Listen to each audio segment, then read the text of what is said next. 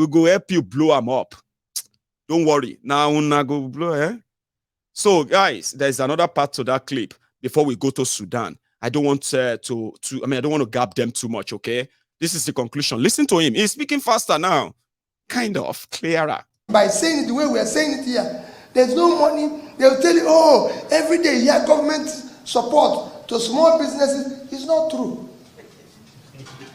The only way you will know it's not true is that go and check the total lending of all the banks. I've shared 2 banks. It's about 30 trillion. Out of which less than 5% go to small businesses. It cannot happen. Indonesia is written. 25% of all their loans go to small businesses. China is 20. They've just increased it to 30. The consequence is that if you go to these 2 countries, if you go to Indonesia, 98% of the companies are micro, small businesses. In fact, Indonesia, a country of about 250 million persons, their total employment is 140. Small businesses created 130 million jobs. Only 10 million is created by other people. In Indonesia, they even have Ministry of Small Businesses to support it. In China, as China is, China today, all their productivity, all their GDP is about 60-65% for small businesses. The total employment in China is 800 million. Small businesses provide 60% of that, which is 540 million. So you must support this engine. It is critical. We're not doing that. What we are doing here is celebration, sharing. Nigeria, only thing Nigeria has is sharing formula. Nobody talks anything. All that I came to ask you people is that we need to move this country from sharing formula to production formula. It cannot continue. We must move from consumption to creating wealth. Other countries have done it for the future of our children. It is critical. It is not something anybody can tell. They can tell you, oh, it's sophisticated. No. I've gone from one country to the other, studying. I just came back from Morocco recently, not up to a month ago. Morocco exported last year 40-something billion worth of exports. Not oil. Agricultural products, 8 billion. Morocco. Vehicles, car manufacturing, 10 billion. I can go on. Tourism, 3-point-something billion. That's what they had last year in Morocco. Morocco is just here. So it's not as if this thing, you ask about power generation. This is the only country where to switch on your light, everybody knows how much power is being produced. Everybody knows whether the national grid has failed or whether every other country just put light on and off. Here you must know everything. You must even be calling from government as you're calling the people who are in charge of the power company. No other country does that. Egypt borrowed only 6 billion euros, call it 10 billion naira. And within 2015 and today, Egypt have doubled their power generation from 26,000 megawatts to 54,000 megawatts. Egypt, they're not far. You go to, so we are #1 biggest economy in Africa. We generate 4,000 megawatts. If we are able to get it. #2 biggest economy is South Africa. They generate 54,000. Egypt is #3. It generates between 54 and 55. But the giant generates 4. That's the crisis. And they give you all sorts of excuse. Yesterday, there's nothing in power generation. There's nothing in power distribution. It's very easy. Anybody who tells you any story is this. Excellency, let me conclude because he's introduced me. I was governor of a state. My dear people, today God has given you position where you're in authority, where you're delegates. You won't be there forever. Your Excellency is the governor. He will not be governor forever. I tell people that when I was in office. His greatest achievement, you might not know, is not in building infrastructure. And I tell people that is in ensuring the civility and order and peace in the state. He's going to leave office and go to his house and stay because they are not surrounding himself with enemies. When you're in this post, it's a very difficult post. I've heard it.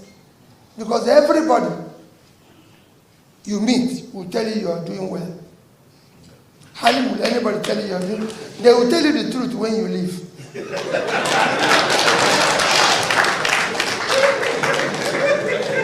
When you leave here, the announcement you'll be hearing, you'll be wondering whether it was these people who was announcing this.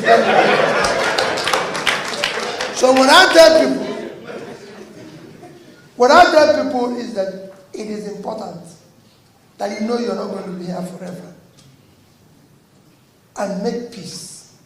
Ensure that you do the right things as much as you can. I live in Onitsha today. I don't live any outside anywhere. I don't have a house anywhere outside Onitsha. That's where I live. I live with the people. So there's no more security. There's no more thing. Before you come to church or come to anywhere, 10 people will stand up for you to sit down. Today, if you come in, they say don't mind him. Even if they like them to sit up, they say they will not do it. So it is important that you do the right things so that you still out of the 10 who used to stand up, 2 will still stand up. Because there's no better. The same thing goes to you in your different offices. Thank you very much. Again, I thought we should. Oh, hang on. I think I dropped something. So that is that on the people challenging Kolu. Because I want to go to something else now. You know, Bokwari is like a lifeless mannequin. The lifeless may God. Bokwari, that is Buhari. It doesn't know. Whatever is happening, it doesn't know. Whether they are kidnapping you or killing you or your economy, which is now Buharinomics, by the way, is ruined, it doesn't know. Now, for those who are living in Nigeria, they are being governed by a ghost. Where's that guy? No be juju be that. Nigeria president now photo. Everybody go snap photo with that. So our president is snap photo with the video from Archbishop of Canterbury. He snap photo with the Rogers. He snap photo with this one. Now president now photo on a vote. Your president is now a picture. Photo. Not be juju be that. Not be when our fathers die for each other and we they care for them, keep them for house. So Bokwari, who is just an effigy photo in Nigeria, the Nigerians are on their own. I mean, it has gotten to a stage whereby Buhari, when Buhari speak, they will say, so Buhari is still alive, honey. That is the president they have. Now, for those who are in Nigeria, if you mistakenly come be outside Nigeria, Baba, Iwoma Dirao. Pastor, pastor. Our mojo sticker ló show wa. Àṣé kò rí pé orí wa ti burú. Ìwọ má dira o, ìpápá ẹ̀dá lórin. Jẹ́ ká máa Bible tó ń jẹ. Kò jẹ́ gbèsè àgbẹ̀tọ̀ àbí kò gbẹ́rì tí kò gbè tí a fẹ́ jókòó tẹ̀ rà. Gbẹ́rì tí bá yọ píù. Àwòyí àárín. Mo mọ̀ wípé wà nínú Bible pé ìgbà tó fẹ́ mú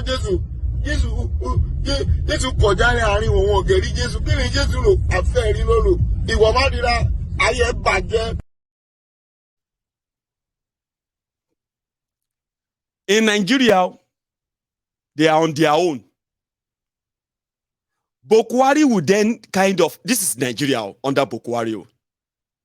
When something happens, right, the headline will be like, Buhari says is shocked that Nigeria national grid collapsed. Buhari is shocked. Buhari in shock that Fulani terrorists have killed 300 people. Buhari in shock that Fulani terrorists have kidnapped 200 school children. Like all of you are in shock. Even Bokwari is in shock. Then Pastor Ruga, fake Pastor Ruga, Ikene Shatabandu. What's his name again? I forgot his name. Anyway, Agbowoni Baba Oja. Pastor Ruga Oshimbajo. That's Oshimbajo. That one will then come with motivational motivational speeches by telling you how you have to love the country, how you have to pray for good leaders, how you have to pray for this and read all of that nonsense. You come like say, Bokwari no be president, Pastor Ruga no be vice. Then they are just like you. They are shocked that terrorists are still kidnapping and killing people. So you come there outside Nigeria. They say, what day? You remember that of Ukraine? Thank you, Jare. I did TikTok. Go and bring all those alike borons. Those who are waiting, say, typing and becoming a keypad warrior is going to actually stop people like us from telling them the truth. Like, listen, Omagbo by fire, by force. So that if you finally want to become a Dorumoto, where you are lying down and about to die, voice of Mayegun will be ringing in your head. Everything that Mayegun, you've heard from Mayegun, they will begin to ring in your head before you take your last breath. Because you know what? Whether you like me or not, you are going to agree with what I am saying, publicly or privately. Trust me. Because I won't sugarcoat it. Right? So Sudan, I did a broadcast earlier, Sunday sermon, and I spoke about Sudan. And I did my best to explain to you the kind of comparison between Sudan and Nigeria. Sure, you remember. I'm not going to go into all of that now, but I'm going to give you a bit of extra context. Because as we speak, Sudan right now, like when Libya was breaking apart that time, and there was no government. So Sudan right now is like in two parts between these two guys. Let me see if I still have that image. Hang on. Oh, that's not the one. That's not the image I wanted to put on. Hey, okay. I won't be able to put that up, but that one is for Kolu and the. Hang on, did you give me something there? What was that? What pops up? Anyway, I looked away. So it is between two guys. One that used to be the leader of the Janjaweed terrorist group. You don't hear about Janjaweed everywhere, Abi? The Janjaweed have now risen to power in Sudan. Thank you. What does that mean? What does that thing mean? Okay, we'll come back to that again. My fire on. You see? So, as we speak, the people who are still in Sudan are now trapped in Sudan. Khartoum, especially Khartoum. So which means no plane can fly in. No plane can fly out. Okay, it's a gift. Thank you, Jare. Thank you. I saw that twice. I don't know what it meant, all right? But thank you. So, but people were calling on Bokwari. Thank you very much. Dre Lake, that's my guy. See, I found the guy on TikTok, Dre Lake. I used to have a Dre on YouTube, that big Dre. I don't know if it's the same Dre that is now on TikTok. So brilliant. Guys, I told you I'm combining a convo now, okay? So Dre Lake, solid, Baba. So, the Northerners are mostly the people that go to Sudan. Some people are asking, what are people doing in Sudan? What is in Sudan? A lot of you don't know that Nigeria has become so messed up that those who are currently promoting Nigeria are promoting the carcass of an already done country. See, as bad as you might have whatever you are hearing about Sudan, I heard that their medical school is, if you have a certificate from their medical school, right, you won't need an interview or you need the application. if you move to Ireland, to practice medicine or wherever you kind of acquire, right? There is no Nigerian university that has such anywhere in the world, no Nigerian university. If you go to Ghana, Nigerians are their international students in Ghana, majority. If you go to Sudan, Nigerians are their major students there too. But this time around, because the closeness of Sudan to northern Nigeria, another part of Nigeria, a lot of them prefer to go to Sudan. Now, when this whole thing started, people started asking Bokwari to come and evacuate them. Nigeria, this wahala is getting too much. Oh, they may start killing people now. Come and take us out of Sudan. Nobody sent anybody. Nobody sent anybody. Give me a sec. Let me put on a new battery. I'll be back in a minute. Don't go anywhere. I don't read social media anymore. They abuse the hell out of me.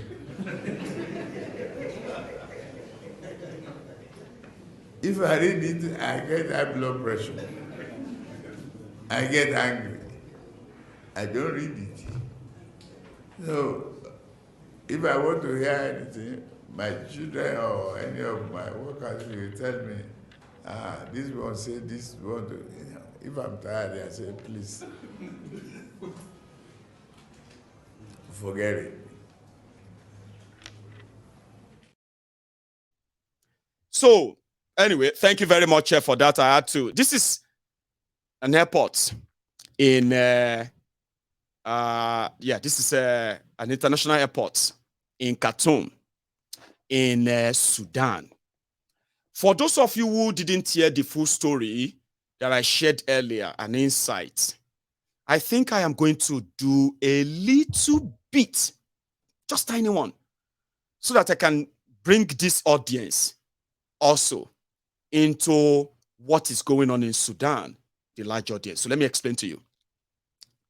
In Sudan, they had dictators. Well, they had a dictator. His name is Omar al-Bashir. So Omar al-Bashir, that took over in a coup as the president of Sudan almost 30 years ago.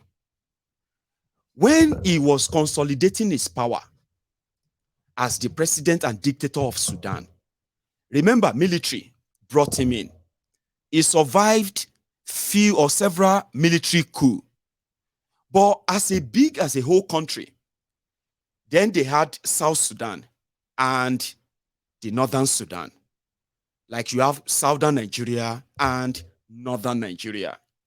So Sudan is a big country. But you see, the northern part of Sudan, which has the desert and all those, just like Northern Nigeria, they are considered to be the biggest by landmass, by population. So therefore, they control the political power and they control the military, right? Then, the southern part of the country happened to be a mix-up of other kind of religious, people of different background and all that. Like you have in Southern Nigeria too, where you have Christians and Muslims coexisting and all that.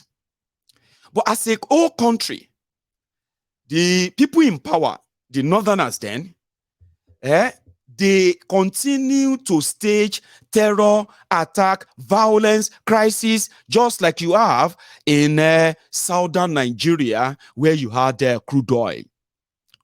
While they are milking and taking the resources for themselves and sharing among themselves, right? The Southern Nigeria, this is the true story, Southern Sudan. Now, cut it short, Southern Sudan now broke away. But hang on, before Southern Sudan broke away from the rest of Sudan, we've been hearing about Janjaweed militia. This Janjaweed militia, they are like the Fulani militia in Nigeria and other West African countries. The Janjaweed, they are mainly camel rearers. Like you have cattle herders. They are like their own a camel. You know those camel, Rakumi that is carrying load. That is what they always kind of rear, grow, and they sell. So, like you have the Fulanis, they always raise cows to sell.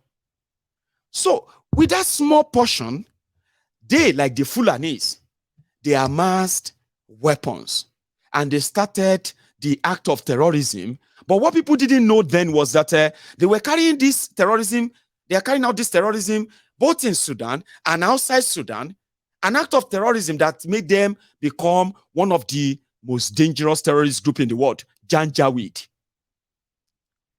But what people didn't know then was the government in Khartoum, the government of Omar al-Bashir, was funding them. They were harming them. They were using them to cause different kind of a crisis across Sudan. When Sudan broke up, and you have South Sudan, and then the normal Sudan. Now, they didn't have anybody to kill. They didn't have anybody to blame. They didn't have anybody to unleash their violence on. Around that time, their leader, the leader of the Janjaweed, Emmet is called, has already become so notoriously rich. So, he needed to kind of release steam. So when the Darfur crisis started in Sudan, this guy and his Janjaweed rebels, they wreaked that havoc that you saw when they said Sudan, oh, Sudan crisis, oh, Darfur. And they were raising money, $1 for children in Darfur, $1 for healthcare, $1 for, you know what I mean? All over the world. The Janjaweed were behind that. They were the terrorists like the Boko Haram killing and sending people to refugee camps in Nigeria. They were being sponsored by the same government of Sudan.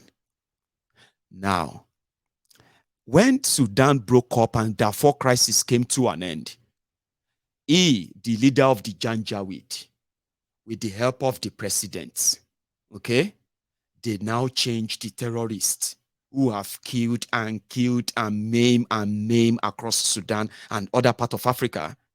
They decided to legalize them and they turned them to paramilitary. Now, the arrangement didn't bring them under the military of Sudan, okay? It only bring them under, they report directly to the president. All of the generals in the Sudanese army, all of those ones who are like, you know what I mean? That used to try and kill the rebels, the Janjaweed terrorists. Now they are now partners in the same Sudan. The Janjaweed that they spent years to try to kill, because the government of Sudan is sponsoring the Sudanese armed forces.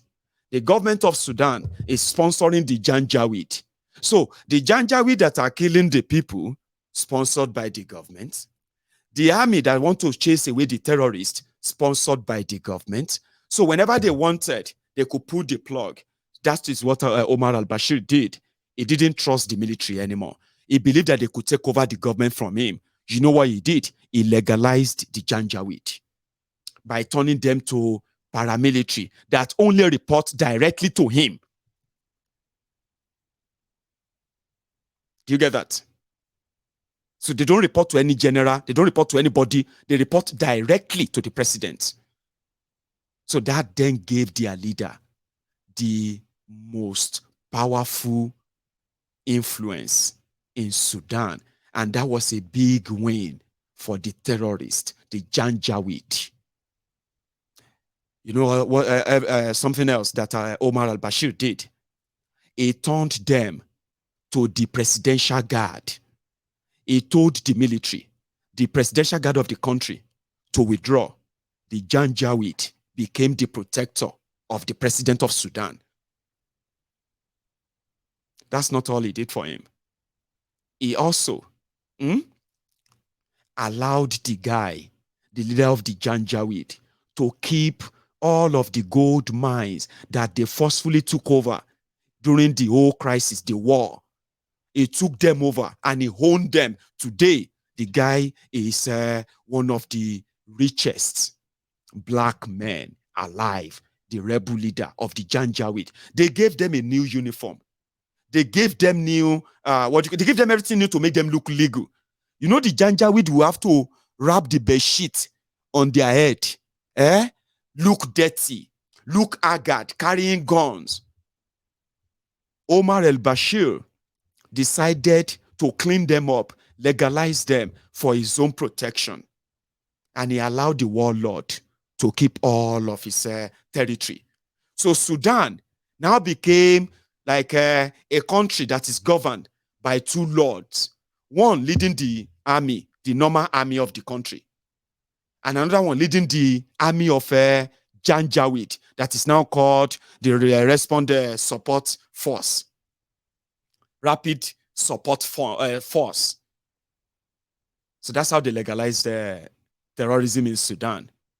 But even upon that, that didn't save Omar al-Bashir.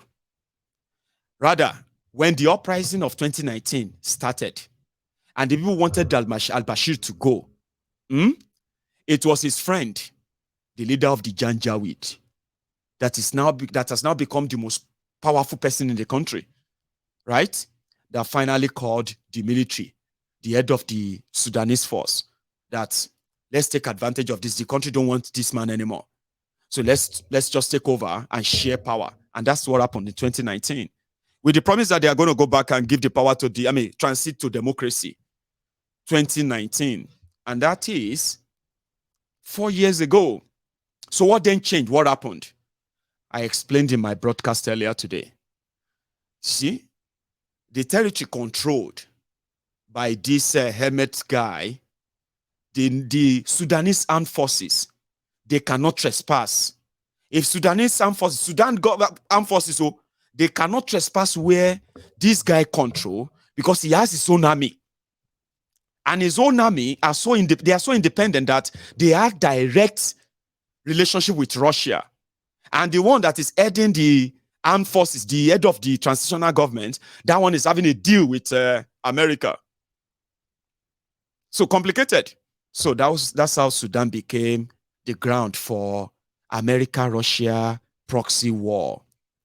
But what happened to Nigerians who are there? Shouldn't Nigeria have an intel that they should kind of evacuate them before it becomes so kind of, Nobody cares. A lot of people are on social media and they have been seeking help, asking for what can they do, what should they do. They don't know, they are already attacking their own area. They have bombed, they have blown over 25 aircraft, boom, to mistress in Sudan. So the fight, the way they are fighting, let me tell you the way they are fighting. Like I said, it's like this. Put it this way. Let's say when Nigeria break up, okay, and Middle Belt break up from the Sharia North in Nigeria, and you have this Sharia North, the 12 of them that are close to Chad, Niger, and all these places. Let's say Alhaji Shekau, if he's not dead though, let's say Alhaji Shekau is alive, or this guy, now the new guy, they don't capture this one. See, this guy is a leader of Fulani terrorists, okay? Now, let's say this guy, the way they did it in Sudan, let's say they now have Arewa Republic, or they have Nigeristan. Here you get Nigeristan or Arewa Republic. And they have nobody to blame anymore. They have no infidel to kill. They have no other ethnic nationality to kind of blame for the problems of Nigeria anyway, right? So this one is now the warlord. And Buratai the Butcher is now the one representing the Arewa armed forces. And this Moguno is the one representing the retired and repentant Arewa response rapid support force. So a terrorist like this, they will put uniform on him. It won't look like this. They will put uniform on him. They will put ranks and file on him. They will make him look like he's a general. They will call him a general. Sure you get. So let's say he is now controlling out of 12 Sharia states in northern Nigeria, okay? Sorry, you can't see the picture. So I'm telling the people on TikTok, they can't see this picture. Only people on YouTube will see, on Facebook will see that picture anyway. So now let's say this terrorist, they have the Arewa Republic or Nigeristan. So this terrorist is now controlling six of this Arewa Republic, 6 regions of Arewa Republic. Another one is controlling another 6 regions of Arewa Republic. Now, because they disagreed, so what you will do is that, like I told you, the ones that are working for, I'm going to go look for his picture so that it just doesn't look like, what is he talking about? Some of you have seen the picture, but I'm going to say Sudan generals. So, and then I will share the screen with you, or I will save the image and I'll share that with you to my friends who are watching on YouTube. So it will make better sense that way. Let me see the better picture I can take and pick on. And yeah, I think this one would do. Give me a sec. I'm going to save it. And after saving it, it's easier for me to bring it straight to the screen than to share my screen. It's kind of, give me 1 second though. So they control their different areas. And for context, so if you're watching me on TikTok, you are likely not going to see this. But if you go on your extra phone, okay, go and check these 2 guys, their names. Let me check out their names. They're this generous. They are generous. Give me a sec. Right. The Sudanese 2 generals. Anyway, one is called Abdul Sahid. Another one is called Mdet. But now, if you check your screen, you see the one on the right. That is the rebel leader that became very, very powerful, very, very rich. And he controls the vast majority of the gold mines in Sudan. Today, the person in charge of Sudanese gold is the guy on the right. The guy in charge of Sudanese oil, as well as other things, and in charge of in charge of the Sudanese army is the guy on the left. That one is called the Abdul Sahid or something. And this other one is called Mdet. Now you see the one on the right. What they are now doing is that they want to see who is going to really control the country and be in power. Because the one on the left, the one that controls the armed forces, says that they want to integrate the army controlled by the Janjaweed into their army so that they will be one and one command. So now waiting cause fight be that. So the ones with weapons on the left and the ones controlling the Janjaweed weapons on the right, now they are shooting at themselves. Everywhere you see Sudanese soldiers, shoot and kill them. That's what the Janjaweed are doing. The Sudanese army are also saying, anywhere you see the Janjaweed, kill them and shoot them. So they are now hunting themselves for their barracks, their houses, their offices. They are hunting themselves and they are like shooting rockets. Baba, no joke, like this. So somebody did here. They say this person is a member of the Sudanese armed forces. Is a general and all that. They will send they will launch a rocket that will go straight and just blow up his house. I'm not kidding. They bombed the airport, they blew up aircraft and all of that. Americans started evacuating their people. Rush. So the Nigerians who are proudly Nigerians, they are asking Nigeria to come and help them. That's another thing as well that a lot of people don't like to tell themselves, okay? You see, in Yoruba, we say, Koloma fiya jeyan. But you can loosely translate that as, may person no just be unfortunate. Here you get now. You see, Nigeria and the leaders, those who are in charge of Nigeria, and the majority of those who are actually defending them too, they have succeeded in one thing. Nigeria and anything that concerns Nigeria, especially either government or governance, the people that are being governed, they have ensured that empire. Hey, thank you, cool Guru. I don't know if that's the name, Guru, or if I see your comment, I can say your name properly. Somebody just gave me a gift on TikTok. That's what they do there. Anyway, empathy, sympathy, kind of human empathy, human sort of humanity. Okay, let's say humanity. APC, Egbekegbe, they destroyed the act of empathy and humanity in people. I'll give you an example. Nigerians who are in Nigeria, especially those ones who are always promoting and defending their criminal leaders, majority of them, they have no empathy. You know why? They are going through hell. A lot of them are struggling and going through hell. And when they look at you, somehow, you seem to be looking all right. I mean, you look like you are very all right. Eh? They don't like that. And I'm not making this up. There is this natural hatred that comes from the poor, impoverished Nigerians whenever they sense, even not just, it actually comes generally anyway.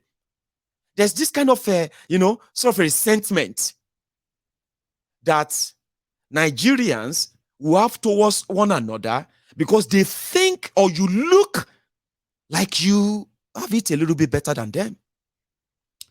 Why do you have it better when they can't have it better? You are living abroad. That's why you are talking about Nigeria.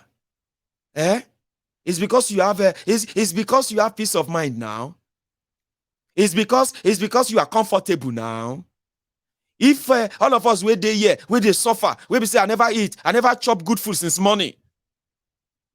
You sit down there, they talk like say you are better than, they have that kind of internal resentment when they feel like you look better than them. They don't know, maybe you just had a shower and you just bought a new cloth and you look kind of just want to pamper yourself. They don't care. They will resent you. So they wish if something then happened to you, you deserve it, Jare. Every time, every time, you are always looking happy. Every time, now you, are you the only person? Are you the only person who's, you know what I mean? It comes with the territory. Sure you get? And it is the same with their leaders too. They don't have empathy. They kind of always, by the way, they always beg for unity. Let us do unity. We need to come together as a people. All this, your criticism will not save anybody. Let us pray for, we call them unity beggars. Don't listen to them.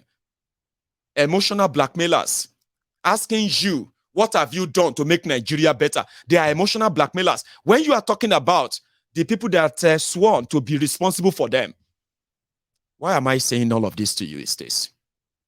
The rest of the world who have people in Sudan or who just believe that foreigners in Sudan should not be caught in their homeland political power battle. Ordinarily, a reasonable and sensible country will provide an easy passage for foreigners in their country so they don't get caught or caught up in their gunfight.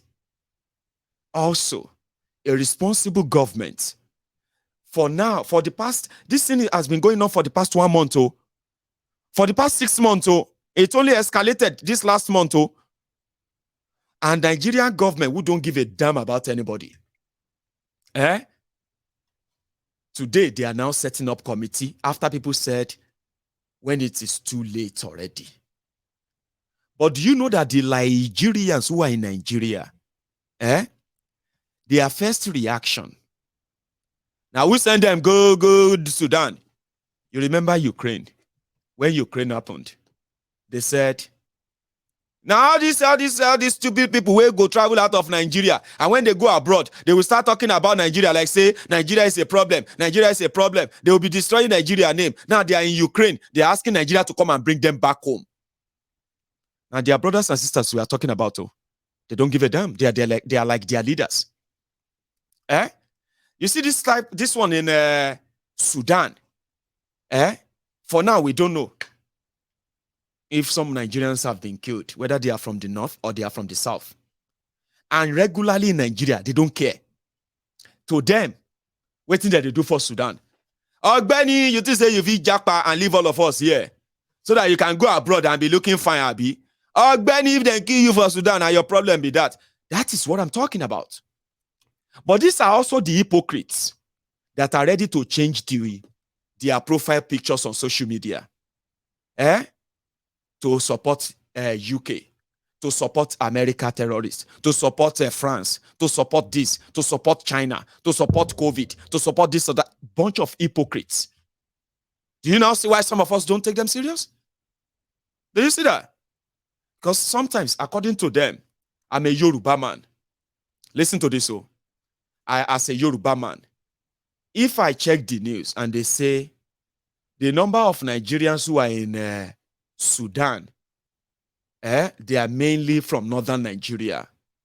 As a Yoruba man, I am expected not to bother.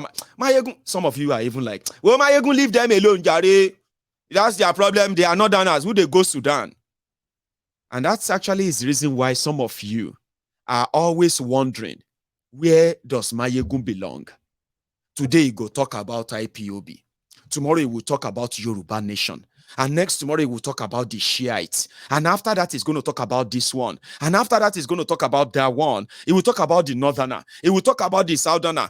We don't even know what thing they do. You are a liar. You know what I am doing. You do know what I am doing. Because in my book, an injustice to one is injustice to all. The people behind all of this injustice, they are the same people, the same system. But some of you prefer to choose and pick, or pick and choose, to cherry pick. And that is why I can never be like you. For those of you who love your criminals differently, some of you love your criminals, your criminal leaders. You love them because they are from your tribe. Because they are worshiping the same religion with you. And every other nonsense reason why you will defend your own criminal. But guess what? Injustice doesn't know anyone. Whether you are APC, PDP, whether you are not even you are in Nigeria or you're not in Nigeria, whether you are a Christian or a Muslim, it doesn't matter who you are. The injustice that we call the institutional injustice is not limited to those who don't like the government. That's where you should understand why you should never support bad governance because you want to punish people, or you should be cherry picking on what and what, on who and who deserves justice or who doesn't deserve this justice. Because one day it will be your turn. And guess what? Like you do say, it's not your business if they are not Yoruba. It's not your business if they are not Igbo. It's not your business if they are not, you know what I mean? If they are not Christians or if they are not Muslims. But based on those who know what injustice can do to people, it can be your turn tomorrow. Even if you shout, Sai Baba, Sai Baba, Sai Barbarian 1 million times, you will still collect them. And that is why what APC taught you, the inhumanity that APC gave you, the one that make you feel like you have somebody to impress, you have somebody to convince, and you have somebody to banter, to troll, without paying attention to the consequences, the danger that lurks around you until you become one. It can happen anywhere. A lot of people who knows better, right? They know that as a Nigerian, you are in Nigeria, you know get right. Outside Nigeria, the only right you have is the right given to you by your hosts. There's something happened to you outside Nigeria, and you want to tell them that I am a Nigerian, I am a Nigerian. Baba, you will not do that. You won't try that. Because of what they have made of Nigeria. This is not your making. So if you are caught in Sudan, the best advice they have given to people right now is that please remain indoor. Now, this is not a banter. This is not a joke. I know some of you watches me from Sudan as well, all over Africa. I do know you. Some of you have families. Your families may not be watching me, but some of you have families who are also in Sudan. The only available advice from the government of Nigeria is that please remain indoor until you have an information on how they are going to process your evacuation. Don't just walk around. Don't join crowd people of moving somewhere. It may not be good for you, especially remember, you are still black, even though you are in Africa. Baba, you may have a long beard that signify that you are a real Muslim, dedicated one, and also a foreigner. It doesn't guarantee that you are not going to get to be kind of put aside for different reasons. It is better advice. Please stay indoor. Please. That's the advice they have given. And as usual, you are there, and there are many information that are being passed around on social media and then elsewhere. I wish you all the best. But if you are waiting for Bokwari, if you are waiting for orders from, I told you, this must be Dre. Now, hang on, no. Dre Sean. So I have Dre. I got a Dre Lake on TikTok. Dre Lake on TikTok is acting like Dre Sean of YouTube. So for some of you who are watching from TikTok, let me show you what Dre Sean is capable of, okay? Dre, I haven't read your comment, but I haven't seen you in a while.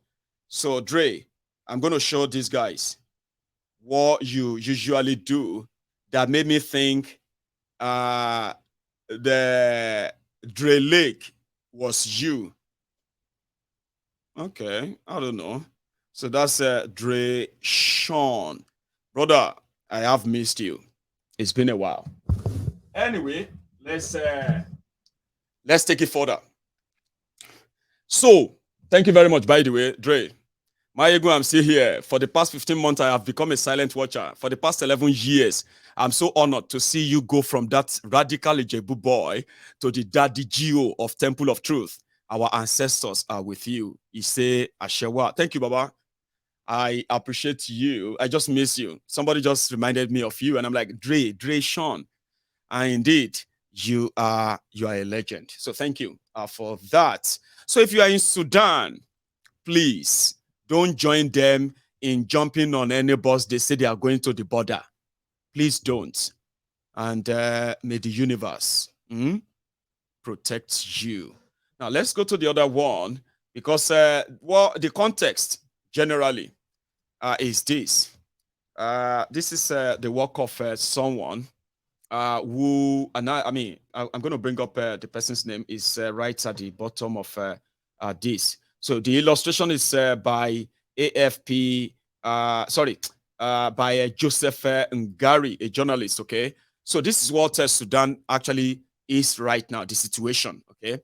According to them, they said over 300 people, and now it's over 460 people that have been killed already, all right? So then there is no aviation, which means, no kind of no fly zone. They call it no fly zone. Now, which means you can't fly in, you can't fly out. If you try it, they can shoot you down. They can shoot the plane down. So they will have to use another means. Now, they are experiencing what they call the diplomatic dilemma. Now, diplomatic dilemma is that this part of trying to resolve and get people out. Ordinarily, it shouldn't be hard, it shouldn't be tough, but because they don't know who to talk to, and they don't know how much of this control territory will agree or work with whatever the ceasefire or any arrangement. So this bottleneck, they are facing that. I'm so sorry if you're watching on TikTok, you can't see this. Sorry. But for those who are watching on YouTube, they are seeing what I'm explaining. So proxy war, they say war threatens the interests of Russia, China, Saudi Arabia, and UAE. UAE sees Emeti as a bulwark against Islamists. His forces have fought alongside Wagner in car. They've won favor with UAE and Saudi Arabia because they have gold and all that to trade. So they could get, they were being given enough weapon anyway. So disruption of Wagner's gold operation. And then what else? The port, you see all those ports, like I advise, please don't follow them there. It is for your own interest. And the airport as well, you should not take the risk. Every other information that you probably would need, I bet they are much available out there. I wish you all the best. But if it's Nigeria, because I can see some northerners as well who are currently so angry, so mad, but they couldn't say that to Boko Haram. They are mad at Abike Dabiri. That Abike Dabiri is doing nothing to bring the people from Sudan. Abike Dabiri, Bawo, where's your president?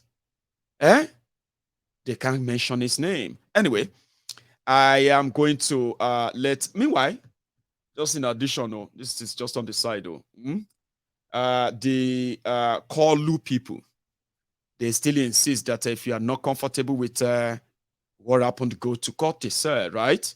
Now, here is something, a report from Southern Kaduna that you should probably see. As far as we know, we are not fighting anybody. We are being attacked by people who the government has refused to identify. Government has refused to say it knows, even though it went searching for them as far as Mali and Senegal to pay them compensation. Government knows them. Bring them, let us sit down and discuss and dialogue. But they will not. And they are accusing us of refusing to dialogue. Calling on the international community to step in, whether it is ECOWAS, the UN, Amnesty International. Of course, that is what we are saying. In particular, we have lost faith in the Nigerian leadership and the current political arrangement that we have. Because the truth must be told. It is possible that you can change personnel, but if you don't change the operating environment, you are not likely going to get better results. You have countries that do not command the kind of human resources we have, and they are doing much better, even with less resources. So what is really wrong with us? Anyway, let me take this off my space so that it doesn't cover my camera, because that's the main thing. So here is another one. Okay, I mean, I've actually shared that, and I don't think we should actually dwell much on that. I would take calls, and I have, I think I have an hour, 20 minutes to go. But what we're going to do is this. I'm going to go make myself another cup of tea. Now, when I get back, I will start taking calls. And this is going to be for those who actually have the number. Okay? I'll start taking calls, and then we can call it a night. So don't go anywhere. Meanwhile, before you go, before you go and make yourself a cup of tea as well, relax. If you haven't liked the broadcast, please do. If you haven't shared it, please. If you haven't subscribed to my channel, if you haven't followed me on TikTok, go and do that. If you haven't done any of those, right? Let's use this break to do that. And I will be back in 3 minutes.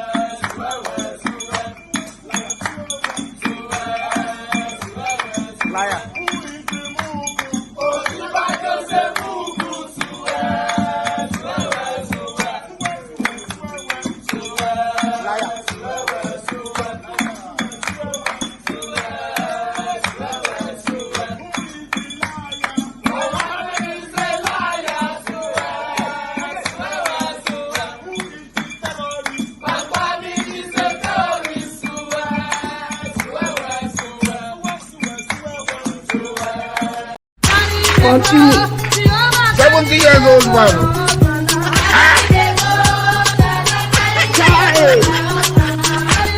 Is that you? Jesus is Lord. Woman, is that you? 70 years old man.